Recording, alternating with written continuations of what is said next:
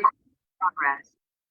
All right. Hey, good evening, everybody. Welcome to another great edition of Racers News Network Live. We are live on Zoom, streaming to our Facebook page at Racers News Network.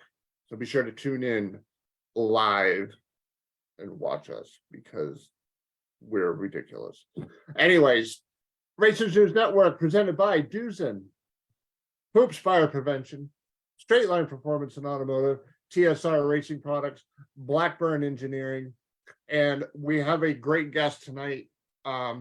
He has a stock eliminator car and also just recently made a purchase of another high performance racing vehicle that we're going to talk a little bit about. Of course, I'm talking about CORY TEASTER. We're going to learn a little bit about him and about his past racing credentials and what his plans are. But to kick things off tonight, we're going to start with results. We have results from the two races at Wild Horse, divisional events, kicking off the 23 season. We're going to kick it off with Comp Eliminator. After I turn the volume down on my phone. There we go. Comp Eliminator, your winner in race number 1, Ryan Pretty. Super Stock, Jody Lang. Stock Eliminator, Parker Theobald. Super Comp, Steve Williams. Super Gas, John McCone. Super Street, Dave Thompson. Top Sportsman, Jeff Connolly. Top Dragster, the one and only Bo Butner. Race number 2 at Wild Horse. Top Alcohol Dragster, Sean Cowie. Top Alcohol Funny Car, Ray Martin. Comp Eliminator, Kevin Carter. Super Stock, Wyatt Wagner. Stock Eliminator, Justin Lamb. Super Comp, Toby Payne. Super Gas, Val Torres. Super Street, Matthew Bong. And Top Sportsman, Dean Hall. And Top Dragster, Jim Glenn. We also have results from No Problem Raceway Park. Comp Eliminator there, going on the double up in Comp and in Super Stock, of course, Marty Bogan. Stock Eliminator, Parker DeVore. Super Comp, Mark Powers. Super Gas, John Salter. Super Street, Lamar Stevenson. Top Sportsman, Jim Thorpe. Top Dragster, David Bills. And Sportsman Motorcycle, Tony Davis. And make sure I got this right. Sorry. Top Alcohol Dragster, Aaron Cooper over Division 1 own Jackie Frick. Top Alcohol Funny Car, Kyle Smith. And the Hemi Shootout, Anthony Rhodes and the 68 Barracuda defeated Steve Kent. So congratulations to everyone. Now, for 2023 off season, we decided to do something a little bit different. We teamed up with Billy Kleinspan from Maple Grove, who everybody knows Billy. He's the trivia master and the historian, and he's doing an amazing job with both things and also his position at Maple Grove. We have, as a gift to the person that wins, a shiny new bottle of Lucas Oil Slick Mist. Now, the trivia question, it's not just drag racing related. It's going to be motorsports in general. And how this is going to work is the first person to contact Billy with the correct answer will win the prize. Like I said, this week, Lucas Oil Slick Mist. Nice shiny new bottle, never opened. Show it all to you. So I had to fight Pete for that, in case anybody wonders. So again, like I said, the first person that contacts Billy Kleinspan with the correct answer wins the prize. So Billy's Racing Trivia, and I will put this on the Facebook page when I have a second. Billy's Racing Trivia. In 1973, the International Race of Champions, also known as IROC, held their very first ever race on October 27th on this legendary West Coast road course. What is the name of that road course? That is the question. I'll read it again. 1973, the International Race of Champions, or IROC, held their first ever race on October 27th on this legendary West Coast road course. What is the name of that famous road course? And again, anybody has any questions? How this works, the first person to contact Billy Kleinsfin on Facebook, or text if you have his phone number, or email if you have that, will win the prize. And again, the prize for this particular one is a bottle of Lucas Oil Slick Mist Spray Wax. So that is that. Just released a little while ago. There is a schedule on our Facebook page for the test and tune that's going on at Gainesville tomorrow prior to the Baby Gators. So if anybody has any questions, hop on over to our Facebook page, Racers News Network, and the schedule is on there. Obviously, this kicks off the East Coast. Well, actually, no, I'm sorry. We already have the one divisional in Orlando, but this kicks off one of the most premier events on the East Coast. Of course, I'm talking about the Baby Gators, and the week after will be the Gator Nationals. It's one of the best events on the East Coast. It kind of took over the legendary event that was the Summer Nationals at Raceway Park in Englishtown, New Jersey. Everybody wants to win the Gators, much like everybody wanted to win the Summer Nationals. So bear with me for just 1 sec. I am going to just take a second, and I am going to put the trivia question on our Facebook page while we wait for our guest, CORY TEASTER. It shouldn't take me long, hopefully.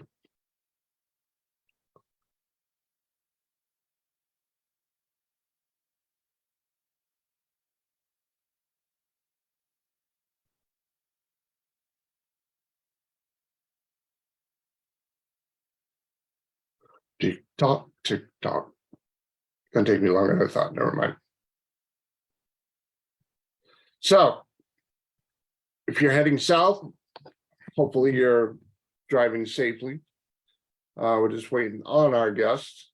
Like I said, we already got the results from the divisionals from this past weekend, and I said everybody that wanted to race at the Baby Gators is headed that way or is already there.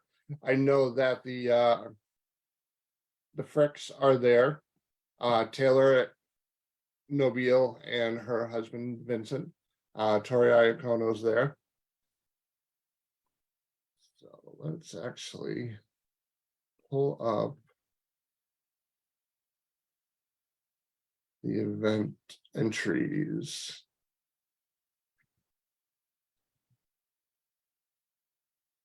We'll run down those real quick, like Top Fuel Dragster, 17 cars. Fuel Funny Cars, 16 cars.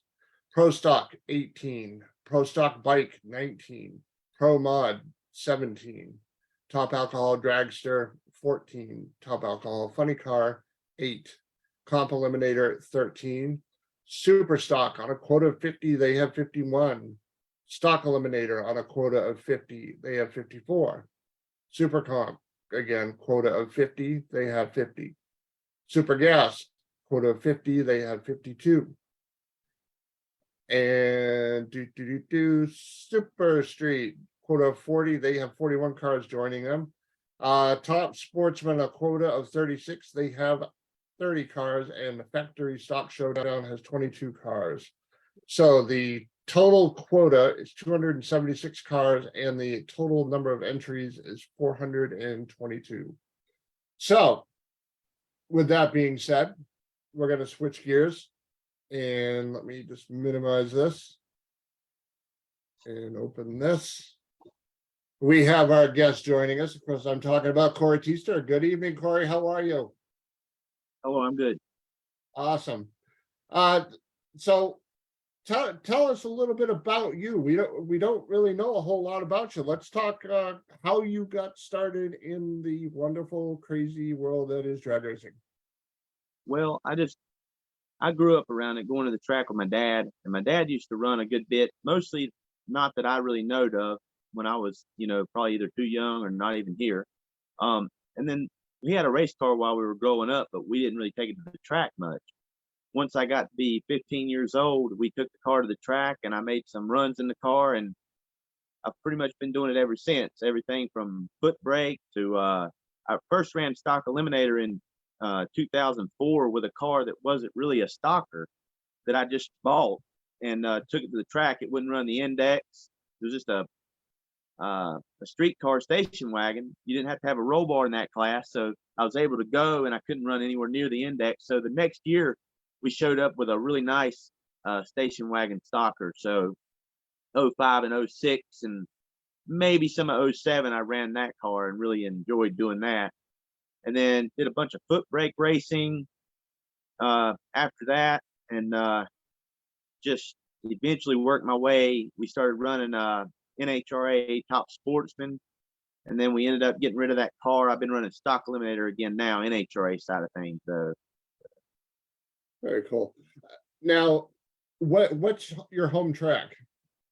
It'd be ZMAX for the big one. We got Mooresville around here, but ZMAX Dragway would be the big one. So I'm not too far from there at all. All right, so you're based in the like Concord, Mooresville area. Yeah, about 40 some minutes from Concord, 30-ish minutes from Mooresville. So a little town called Cleveland is where I live, Cleveland, North Carolina, though. Oh, all right. I lived in Concord for about 10 years. Okay. Yep. So about 4 miles away from Charlotte Motor Speedway, and now obviously ZMAX. This is back 30 years ago, before that ZMAX was even a thought. Right. I even remember before that, before it was a thought. Pretty exciting deal when they announced that, I'll say. That was Absolutely. Very cool. So looking at the what appears to be bright yellow car, why don't you tell us a little bit about that thing right there? That is a 1972 Dodge Charger with a 340 combination. It runs in K stock automatic, and the index is about 1265. I've been about 1167 or something like that, I think, best. So I think I've been 90, at least not. I hadn't been a second under in it yet, but it runs pretty strong. And we've had some issues though with it here the last few times we had it out, but hopefully we can get it straightened out and get it back running as good as it was. So Nice. Real good car, a lot of fun to drive. It's not anywhere near though as fast as that Top Sportsman car I was driving, so I'm kind of itching to get back in something fast. And that's where the thing behind me there comes in play. Now, that is a former DJ Cox car, am I correct? It is, yep. Yeah, DJ and Melissa are friends of mine. So that's a hell of a transition, man, going from a 11-12 second stalker to a 5 to 6 second top alcohol funny car. It is. I did have that experience in that Top Sportsman car, but I'll say even doing that, my quickest ET in mile per hour, and that was a 740 at 186 miles an hour, and I'm not so sure that that's a good transition either. There's a lot to the alcohol funny car deal. So yeah, I know you bought it not that long ago, but then the past, I don't know, 3, 4, 5 months, whatever. Yeah. No, go ahead. We had it a little longer than that. We just didn't run it any last year. Okay. We actually got the car in 2020 toward the end of the year, and I made a few hits. Yeah, I made a few hits in the car back in 2021. Now we've got the car apart and kind of. I'm just trying to put together some guys, you know what I mean, and a good crew, couple guys. Not planning on doing a whole lot. All I really plan on, I don't know what, for me, it's just going to be a pretty simple thing. I'm going to run a few races a year, and that's all. So I really don't need anything big. Not really like it'd be volunteer crew. And I'm just looking to go out and run the ZMAX races and go to maybe Gainesville or Norwalk, something like that. So maybe run a regional or two, but not really looking to do like a full schedule or anything unless some more funding comes around from somewhere. So which Right. I don't expect that. I mean, it'd be great if it did. But I hadn't done anything yet in the car really much. So, right now it's just us. So Got to go over and knock on Bill and Jagger's door and say, "Come over and help me, please." yes, they have helped me out a whole bunch. They have helped me out a lot. I'm friends with those guys, and they've given a lot of expertise to me and pretty much showed me the ropes, as along the way. So, Very cool. Now, what is the kickoff to your season look like for 2023? well, it looks like we're not going to go anywhere until probably ZMAX, the 4 wide nationals. Okay. Originally was planning on running Gainesville, but I missed the entry. So you know how that is. It fills up real quick in stock and stuff like that. So we're not going to be able to go there. And it looks like we're probably just going to wait till ZMAX and start there. The next weekend after that will be Mooresville. And then we'll go to Bristol. And we're planning on doing something a little different this year. We're going to go to Ohio and try to run the Columbus Jag Sports Nationals, I think it is. Yep. So we're gonna try something a little different there. Go do that just for somewhere I hadn't been, and then round it out with like I think it's gonna be Carolina Dragway and ZMAX and Rockingham rounding it out. So not a real big schedule, but somewhere in there, my plan is to go out to a track maybe a couple times this year and make some hits in this car behind me. So Now, does that have a Camaro body on it? it had a Monte Carlo body. Monte Carlo. Okay. I wasn't sure which body it had on it. Cool. Well, now obviously in North Carolina, probably one of the bigger things in the drag racing universe right now is more or less rebirth of the Rock. So what do you think about that? Of Galot Motorsports Park? No, of Rockingham. Oh, Rockingham. Oh, okay. And yes, they're redoing the surface. So actually, when I saw that was happening, I was kind of thinking, when they get done, it'd be a good spot for me to go, with the funny car. Whereas before, I was kind of a little sketchy about, I felt a little sketchy about Rockingham before. It's just so old. And I'd heard some things about the shutdown area and stuff. But I'm hoping now that it might be a good spot for us to go make some runs. It's an NHRA track. It's not too far from us, so that definitely would be in my plans to go there and make some hits. So Cool. Hey, you're lucky in your area that you have a fair amount of tracks in a somewhat reasonable driving distance. right. I wish they would do more with ZMAX though. They don't do enough with ZMAX. They should do like some maybe test sessions there more often, and maybe even some bracket racing, but they don't for whatever reason. So Right. Yeah, a lot of people have said the same thing, and a lot of people have made certain comments. Obviously, we're not going to get into that because it's like politics. It never ends up well. But yeah, I mean, you have a gorgeous track that's idle 99% of the time throughout the year, really. Yeah, kind of sucks. Yeah. Yeah. So what else do you do with the Mopar? Do you I thought I saw an NMCA sticker on there. Do you run a little bit of those events as well, or have you in the past? Yeah, I hadn't. We got the car with that on there, but I'm interested in that. It's something that I'm interested in, since we got the car and I noticed that, and I know the factory stock showdown cars run at those events. So it's something that I'm interested in. Just hadn't ever done it, but it sounds interesting to me. Now, do you do your own motors, your own transmissions, or do you farm that out? No, we would pretty much find someone to do that with. We don't have anyone specifically right now that we have do our motors, but we we wouldn't do all that ourselves. We do things ourselves, but not that. We don't build the motors. So More so on on the assembly side, getting the car put back together than rather than tearing everything down and rebuilding it in-house. right, just taking things like, pulling the car apart. If we needed the motor rebuilt, we would choose someone and take it to them and then bring it back, reassemble the car and get ready to go again. So Very cool. Now, switching back over to the funny car, what was it like when you brought that baby home and rolled it into your garage? You just kind of sit there and stare at it and with a big smile on it like Christmas Day? yeah, yeah, that's a pretty serious car. So it was one of those things where you kind of roll it in there and just kind of stand there and all. To have something like that sitting in the shop out here in the country in Cleveland, I mean, that's not just any top alcohol car. That was DJ Cox's car. So to me, that felt like, wow, this is the real deal for sure. So Right.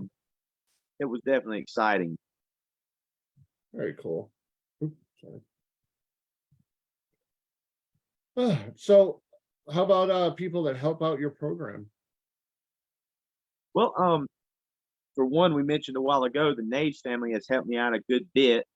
But I've got some help from some guys around here, a local drag racer, Michael Tobacco, Joshua Haskett. Um, Michael runs his Nitro Funny Car over on the Chaos side, and Joshua Haskett is a NHRA licensed top alcohol funny car driver. So those guys have given me a lot of help. Actually, when we took the car out, the funny car out, the times that we've had it out, we had Matt Naves, which is Bill Naves' son. He was the guy heading up the deal, helping us, make it happen. So had him out with us a couple times, and I think we need somebody like him, and maybe one other guy. You know what I mean? We need a couple guys. My dad's old; he's 70 years old, so he don't really do a whole lot. So, but it's kind of one of the things too, where our situation with the funny car deal, there's a few things that factor in that you need to be able to have on your side. One of those things is money, which we don't have a lot of, and the other one is knowledge.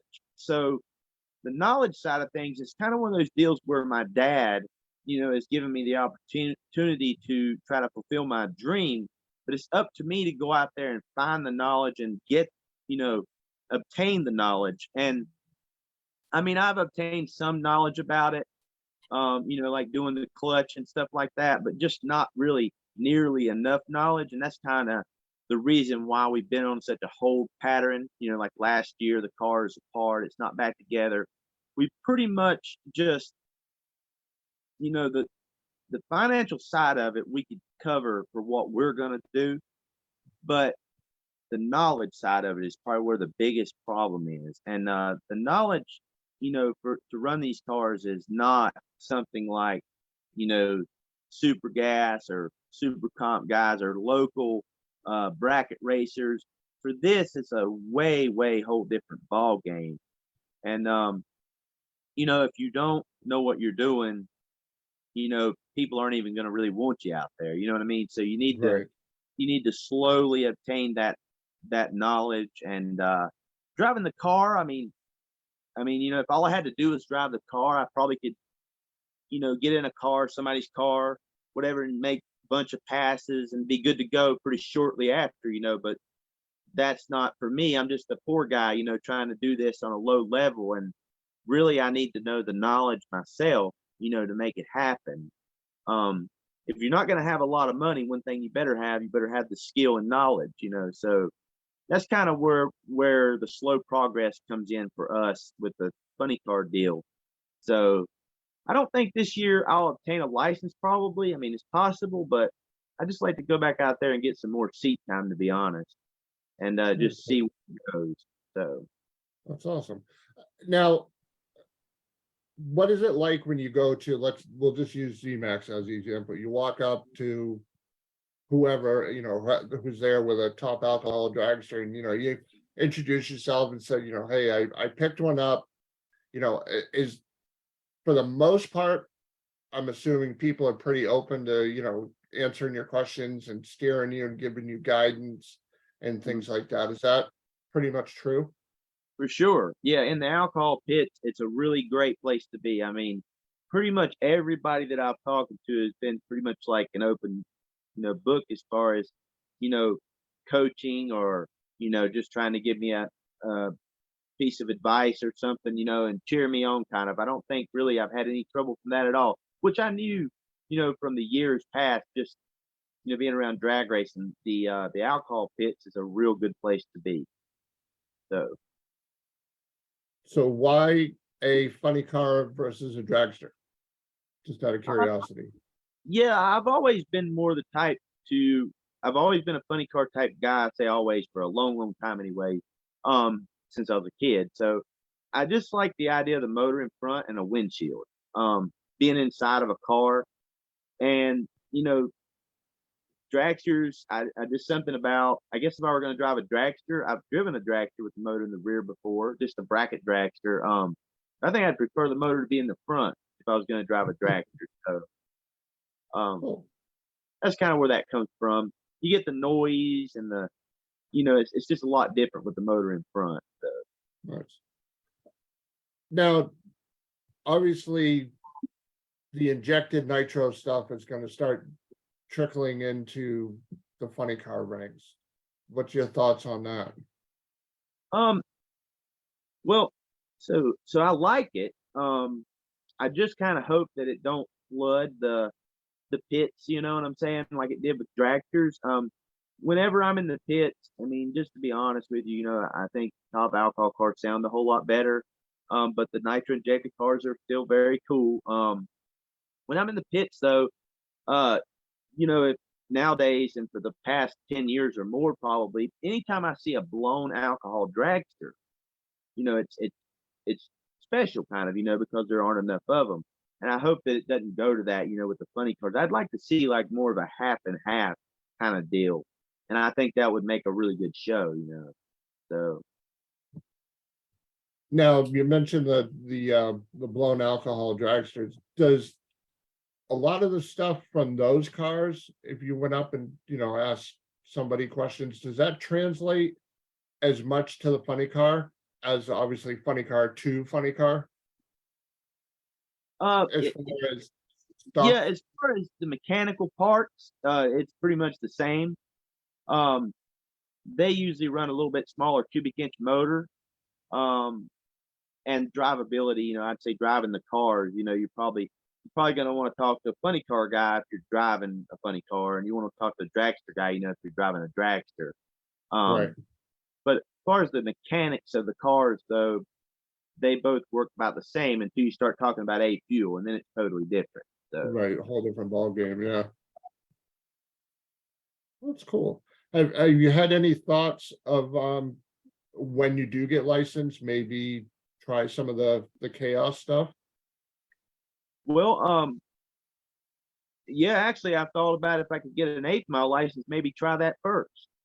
I've actually thought about it that way, and just running 8 mile might be a little more, uh, less, it might be something that I need to be doing first, maybe even make a lot of 8 mile passes, and then go run some quarter mile stuff after. So yeah, I have thought about it. Yeah, get in the seat, get comfortable, and then get comfortable with the tuning side of it. Everything that we've talked about so far. Yeah, that would be a pretty cool way of doing it. Yeah. All right. This probably a question that the answer might already be behind you, but somebody throws you the proverbial keys to any race car in the country, says go for it. What is the kind of car? What would be the kind of race car you would want to just try it? For sure it'd be a nitro funny car, a big show. So that's been my dream, since I was a kid. And I've got a different outlook on it, than some people do. A lot of people would dream of being like, a champion, or being, just like a full-time paid driver. And yeah, even though that's great, that's more hard to obtain. So the same thing that I'm trying to do here on the alcohol level is something that I hope to someday do on the nitro big show level, which pretty much is, you might say bring up the rear. I just Right. I just want to qualify and be there. You know what I mean? And that's pretty much, that's not something that I came up with like in the last year. That's something that I've dreamt of, like being that guy, the upset guy. I've dreamt of being like a budget nitro funny car driver since I was a kid. So that's still my dream. I plan on doing that in the alcohol ranks. I mean, we bought a really good car, but I don't plan on using that car. We don't really have the funding to like try to run up front. So I just Right. plan on making solid hits and maybe be there for the taking if something goes wrong. You know what I mean? Yep. Yeah. You never you could eke out that win, or the guy in the other lane just is having a bad day, and you're in the right place at the right time. And that would end up being a very good day for me. You know what I mean? Now down the road, when you get licensed, you get that car shaken down, you pretty much figure everything out. Not that you'll ever figure everything out, because it's always a learning curve no matter what. Do you plan on bouncing back and forth between the stalker and that, or is there a chance that the stalker is going to end up in the corner under a cover? No, my dad is supposed to be going to drive this car. But and he eventually will, I do believe. But the stalker deal is something that definitely I would jump back into, and the reason why is because like I talked about, such a limited schedule. Right. Um, I would run alcohol funny car, say 3 times a year or something like that, and then I would go out and run this stalker 10 times a year, and I'd be out a total of 13, 14 times a year. So Right. that's kind of the plan. I love NHRA drag racing, from any class, from stock eliminator to top fuel, all of it. So I would gladly hop right out of a 250-mile-an-hour funny car and go make a pass in a 110-mile-an-hour stalker. You know what I mean? Right. Uh, Do any of the we all know that stock eliminator is like a purist type of a sport. There's guys that have been doing it forever that, the car makes that one funny little noise and they know exactly what it is. Do you ever get any flack from people, or just kind of like, off color comments about making the transition or whatever from a stalker to an alcohol car? Not really. I mean, uh, not in that way. No, I wouldn't think so. Good, good, good. All right, next question. Any racetrack in the country, what's your dream to roll into with either car and give it a rip? Well, I really want to go to Pomona. I hadn't been there, so I'd like to go there. Preferably Winter Nationals, roll in. It's been going on for so long. It would be really special to do that. Um, so that would probably be. It'd be tough between Pomona and Indy, like racing at Indy. Right. I hadn't raced Indy yet. I've been to Indy one time to see it, but I hadn't ran there yet. So a lot of people want to go to Indy, and I do too. But I think between Pomona and Indy, it would be a tough. It'd be hard to say which one would be more. Right. Well, from North Carolina, let's see. Yeah, California is still the longer drive of the two. For sure. So yeah, But very cool. it seems good. It seems great to me though. I just for one thing, I hadn't been to California yet, and I kind of just feel like that's the hot rod state where it was started. Drag racing type stuff. So even though it's a long haul, still something that I definitely want to do soon. You know what I mean? Very cool. Now, how about bracket racing with that car? Have you done any of that? Are you going to continue to do that this year, or? In the past, I have ran it. Like I ran one bracket race. I think it's all that I may have ran with it, which was a kind of a big money race. It was a loose rocker race. If I were going to run some kind of a bracket race with it, it'd probably be something like that, like a big money foot brake race. I kind of enjoy those, especially like that one, the loose rocker race is like right there, like after Thanksgiving. I think that's a cool time of year, when racing season's pretty much ended. and then you go do something cool like that, you know. Yeah. Um, but yeah, other than that, not a whole lot really, just for the simple fact, you know, I don't want to put too much wear and tear on a stalker, you know, just bracket racing it. So Right, right. Yeah, Mike puts on, everybody says Mike puts on some of the best races in the country, without a doubt. the loose rocker deal, Yeah, Michael Beard. yeah, those are awesome races for sure. Yeah. And then is the Thanksgiving one you were talking about, is that's the one that's at Galad, am I correct on that? No, the one that was at Piedmont, but it ended Piedmont. up being at Darlington, I think, this past year. But it's going to go back to Piedmont now, which is good news. You know, I didn't go to Darlington, but I think it's really good news that it's at Piedmont. I really love it there. It's a cool race. So That's awesome. With the funny car, you plan on keeping it as a Chevrolet body, or are you looking at maybe switching body styles down the road? well, you know, I'm definitely Mopar at heart, but not probably gonna switch a funny car body just for that reason. Funny car body, if it's good to go and it passes tech, it costs so much money to do that stuff. You know what I mean? I'll run whatever body. So Now, is the body that came with that car fiberglass or carbon fiber? carbon body, so it's a really Oh, nice body. Yeah. nice. Very cool. Very, very cool. Well, I have to say, Corey, it's cool to see you make a big transition like that. Even though, like I said, you said you did the top sportsman stuff, but a mid 7 second car to a Mid five, high five high six five. Yeah. second car, yeah, is a you know is quite the transition. So, do you still have your top sportsman car, or is that down the road? No, we still have the motor though. Still the And motor. yeah, the car we have the 632 Big Chief head motor. And something that I have contemplated is maybe going top dragster racing, you know, on the side with that.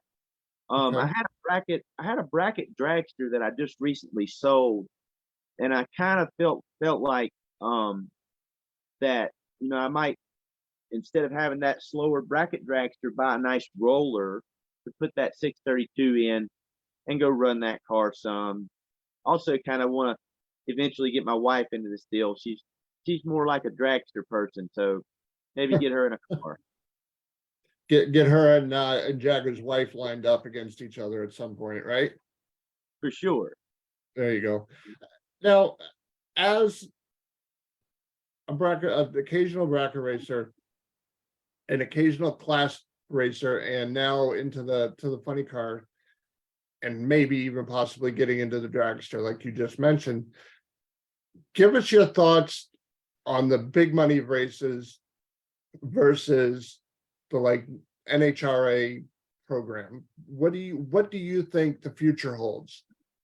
Well, I really think that, you know, the big money racing is uh, it's really cool.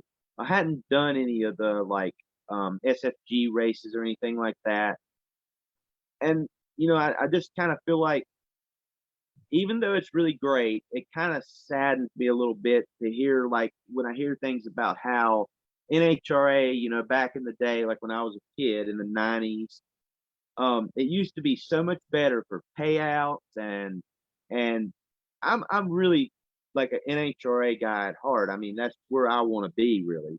Right, So I just hate to think that. I mean, the big money racing's great. That, you know, I hope it stays like it is and gets better. I just wish the NHRA could be more like it was, you know, 30 years ago, where you didn't have as much complaining and the payout. I mean, you know, there again, politics, but you know, I don't know what the deal is, but it really shouldn't be the way it is. It's gone down instead of up. You know what I mean? The pay has. right. Nowadays, when you run an NHRA national event, you're pretty much just running it for, I guess, prestige or whatever you want to call it. You know, so I don't really know, and that's okay with me. You know, when I enter national events at NHRA, um, I haven't had a lot of success, you know, in racing. I like to do it and had a lot of success, and that's one reason why, you know, maybe I wouldn't go to a lot of big money races because I mean the only race I've ever won was in the street class in a street truck. I won a Wally on Wally night at Mooresville Dragway. That's the only race I ever won the whole deal. So for me, it's more like just for fun. So for me, it's a lot more of a payoff probably to go enter the NHRA national event, than it would be to go to big money racing. Right. I grew up going to tracks in the Northeast. I live in New Hampshire. Mhm. And I can remember, late 70s, early 80s when I started going, everybody in my family raced. My mom, my dad, my brother, my sister, and obviously all of my brother and sister's friends. And going to New England Dragway when I was a little kid, 8, 9, 10 years old, there were so many cars in the pits that it was almost like you couldn't move. You were lucky to be able to get from your trailer, to staging to get on the track. And I miss that part of it. That's as minor as that may seem. That's something that I miss about what it was when I was a kid. I mean, obviously, times change, circumstances change, but that's one of the things that I truly miss. I consider myself what I call a child of the 16 and 32 car funny car fields Okay. on Wednesdays and Saturday nights at special events and the tracks in the Northeast. And that's one of the things that I truly miss was the ridiculous amount of cars that would show up. That's brings me to a question. Probably to go along with that, weren't the stands like a really really packed back in those days? When I was a kid, it was wall to wall cars, wall to wall people. Like I, I mean, literally wall to wall people. I like watching old stuff on YouTube, and I've watched like a race went on there from the '80s at Bristol Dragway, and it just amazes me how many people were there. I mean, they were in the stands. I'm pretty sure it wouldn't matter if it was alcohol, funny car, or nitro. The Right. stands were full. I mean, it was like, dude, where is that now? I mean, that would be so awesome. It just ain't quite like that anymore. And Yeah, go ahead. the stalkers and the super stalkers roll up, and if it's right after Nitro, all you see is like the mass exodus now, unfortunately, of the people coming out of the stands going to walk through the pits or get food or whatever, and Right. that sucks. There's no other way to put it. Yeah, I don't think it was. I think people were more interested in the thing as a whole. From like say the '50s to maybe you know the '90s, maybe the late '80s, and then it seems like it started to change a little bit in the '90s, and definitely by the 2000s, it just seemed like it was more like it is now. Then it's more about the big pro deal, which that is the cool part of it, but that ain't the only Right. cool part of it. The whole thing is, I wouldn't want to go to an NHRA national event where they had no stockers or they had no sports. That wouldn't be. I mean, but I wouldn't want to go to a national event where they didn't have top fuel either. So it's all to me, it's all one thing. Right. Yeah. They gotta find that magic again. Right. Yeah. Um. Well, very cool. It was really awesome talking to you, and obviously, if things change and you get out with that funny car, be sure to let us know, and we'll get you back on and talk about that some more. All right. Cool. Very cool, Corey. It was awesome to talk to you, my friend, and looking forward to following you throughout the year. If people do want to check out you and your racing, where can they find you on Facebook or on the internet? Just Corey Teaster on Facebook. I don't have anything real special right now, but you just look me up and add me. All right. Very cool. Well, Corey Tisto is our guest this evening. Thank you very much, Corey, for coming on, hanging out. I appreciate your time. And like I said, we'll be watching you in your funny car and that beautiful stalker of yours. All right. And make sure you get your wife a dragster. We'll have to. What we should do is, if you get your wife a dragster and you get that thing going, we'll have both of you on, and we can have a little smack talk show. How's that sound? That sounds good. All right, man. Well, have a great night. And again, thank you so much for coming on and hanging out. Thanks for having me. All right, Corey Teaster, everybody, our guest this evening on Racers News Network Live. Appreciate it, buddy. All right.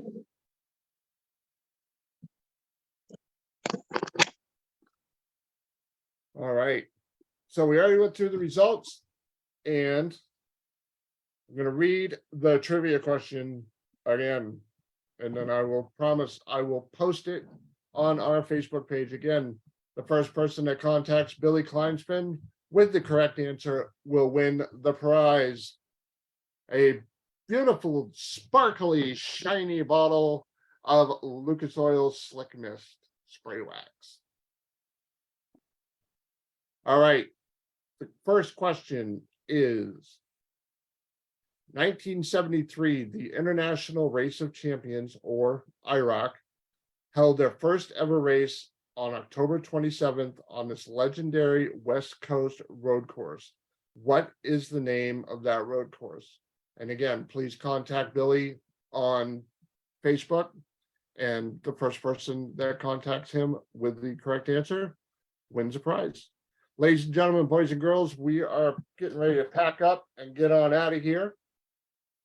Pete will be back next week with us, and we will be talking to Danielle Alexa. Now, some people know Danielle from working at Quaker City, and some people know that she was battling some health issues. And going to talk to her for a few minutes. Looking forward to that. And then March 14th, we're going to talk to Shelby Ebert. We're going to learn a little bit about the world of hydro drag racing. And then March 21st, Tim and Linda Barrett are going to be our guests. April 4th, Lorenzo Martin. April 11th, Capri Wesley out of from Florida. We're going to talk to her. So we got a great list of guests, and we are looking to do a live show at Lebanon Valley for the divisional race on Saturday night. Looking for people who would be interested in coming on and hanging out and talking trash and having some fun. You can reach out to me or Pete. Just let us know and we will make it happen. Ladies and gentlemen, want to thank TSR Race Products, Blackburn Engineering, Straight Line Performance and Automotive, Hoops Fire Prevention, and Duzen LLC for being part of our show. We will be back next Tuesday night at 7 o'clock. Have a great night, everybody.